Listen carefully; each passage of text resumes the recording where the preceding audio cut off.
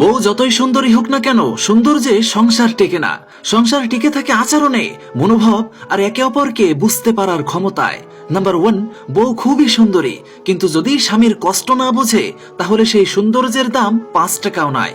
কারণ সংসারে সবচেয়ে বড় সৌন্দর্য হলো মনের ভালোবাসা। নাম্বার 2, স্বামীর কথা না শুনে সবকিছু নিজের মতো করে চালানো।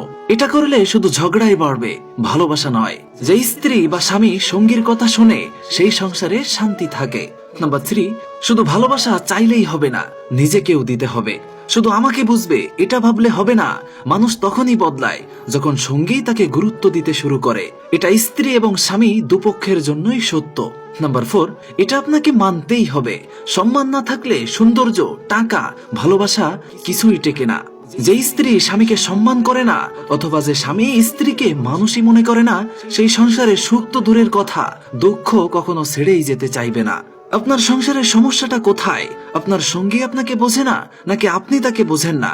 কমেন্টে 1 লাইনে লিখে ফেলুন। সত্য কথা বললে আপনার মনটা হালকা লাগবে।